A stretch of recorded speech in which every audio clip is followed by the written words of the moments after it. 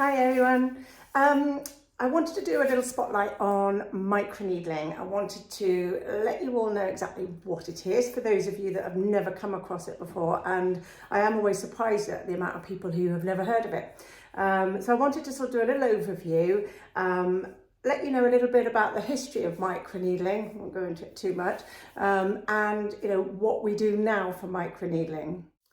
So microneedling can also be referred to as collagen induction therapy or dermal remodeling procedure. And what that's all about is collagen is the most prolific protein within our skin. It's very fibrous protein, and we have plenty of it when we're born, when we're young and in our youth. So it's a very well-made web of fibrous tissue that actually supports your skin, prevents it from sagging and wrinkling, and it also plumps up your skin as well. And that in itself will help sort of iron out any fine lines and wrinkles. So needless to say, as we get older, the production of collagen slows down and the way we store it gets impaired. So basically we lose our collagen as we age, about 1% per year. So you don't notice it to start with. It's once you sort of get into your 40s, towards your 50s, that you really start to notice it. And then when you hit menopause, we lose another 30% for us ladies that go through that. There might be some men watching, and men do have microneedling. They won't obviously have the same problem, but we are where we are. 30% of our remaining collagen will be lost during menopause, which is why we see so many ladies sort of coming and saying how different their skin has become because they've started their menopause. The other two elements of youth, if you like, that we try to preserve is hydration within our skin in the form of hyaluronic acid. That's what sort of bathes our skin cells. And also elastin, which is a very small percentage of the protein in our skin, but it's also a very important aspect. And that's what gives our skin rebound, so that when we smile and create a wrinkle, as we stop smiling, that wrinkle disappears, and that's because we have rebound in our skin. So a combination of that trio will give us that sort of appearance of youth. So what can we do about depleting collagen levels, elastin levels and hydration within our skin? So microneedling will induce a trauma to the skin, and if we induce a trauma, a controlled trauma, it will promote a reaction within the skin that sends fibroblasts to the injured area to lay down new collagen as a result of that sort of healing process. So if you're laying down new collagen, you automatically have that sort of feedback mechanism that we need new elastin and we need hydration flooding to the area. So we give our skin, or I give your skin, a controlled trauma. So that can be in the form of microneedling, which I'm going to explain in a minute. It can be in the form of heat, radio frequency, you might have heard of that, RF, or in the form of laser or IPL. So when microneedling was first invented, for want of a better word, it was in the form of a doctor using one sterile needle, and sort of poking around in the holes of an acne scarred patient.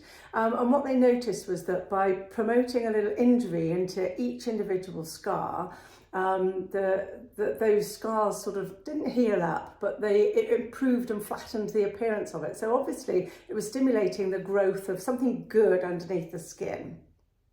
And then the same was done for some deeper wrinkles, and it was recognised that it did stimulate this sort of collagen induction. So from there, the next stage was that we saw lots of tiny little microneedles being attached to a roller, and some of you might be familiar with one of these. So this is a single-use roller with lots of tiny little needles across that roller there, okay? What we would do with that is roller it multiple times across the face, across the skin, leaving tiny little puncture wounds in the skin. But there was a few downsides with this. You were stuck with the one depth of needle unless you opened up more than one roller. You can't alter the depth of the needles on this. But also it was sort of recognised that the way the needle went into the skin was sort of at an angle and then as the roller went over the top and the needle left the skin, it came out at a different angle. So there was the chance that you were causing sort of micro tears to the skin. It's also quite a hefty bit of plastic to be using once and throwing away. So most of us have moved away from using rollers on the face and have moved towards the automated pen device. So there are many of these on the market. You'll see all different names of microneedling pens. They come from different manufacturers, and what they have is a disposable single-use cartridge that comes in a sterile pack, and that contains on this device 16 tiny little needles. You probably can't even see them inside this sort of sealed head. So what that will do is go in and out very, very quickly over the skin, creating tiny little micro channels, and we can alter the speed, we can alter the depth of the needles depending on where we are on the face and depending on what problem you're treating. So you can hear it just goes in and out very, very quickly. Okay, and it feels like when it's running over your skin, it feels like it's a sort of sharp scratch.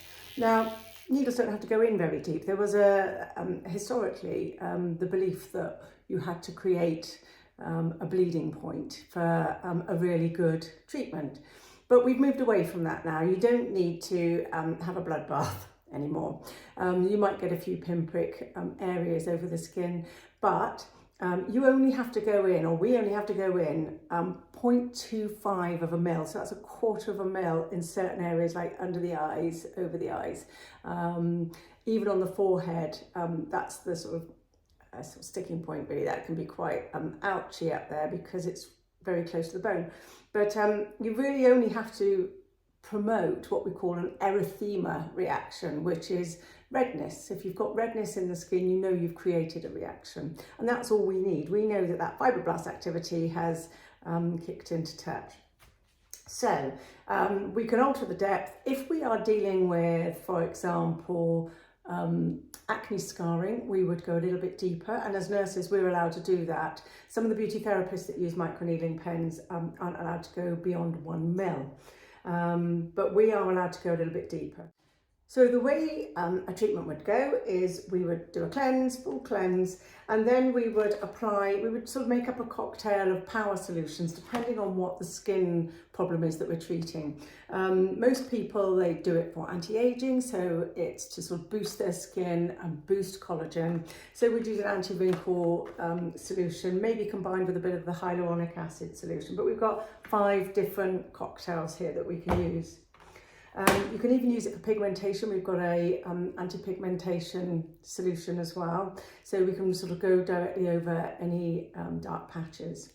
So we would pop the solution on and then just run the pen over the surface of the skin and create a little bit of redness. So it works in 2 ways. So you've got the penetration of the needles, which are stimulating that sort of trauma, but you're also creating channels so that those power solutions can have great access into the skin where they've got to go. So we would treat the whole of the face and the neck. Probably takes about 40 minutes, 45 minutes. Then we'd pop on a collagen mask or a soothing mask, depends what sort of required. And then you go under the LED lamp, which is the Saluma lamp that we have here. So we pop you under there for a good 20 minutes, probably near a half an hour. And then we just pop some cooling soothing gel over the top of your skin, SPF if it's that time of day. And then we would send you off with a little pack of cream for that night for the next morning. So you would expect to be a little bit pink for a couple of hours. Some people it's a little bit longer depending on how sensitive you are. And you should just be a little bit kinder to your skin for a couple of days. Don't use any retinol or vitamin C or any active ingredients. Just use the cream that we give you. Protect your skin from the sun as you would normally, but just be a little bit more mindful that you've got these sort of open channels. Clean pillowcase, don't allow your dog to lick your face or anybody else for that reason. Just be kind to your skin. So a couple of days later, you will just notice that you have this wonderful sort of glowing skin.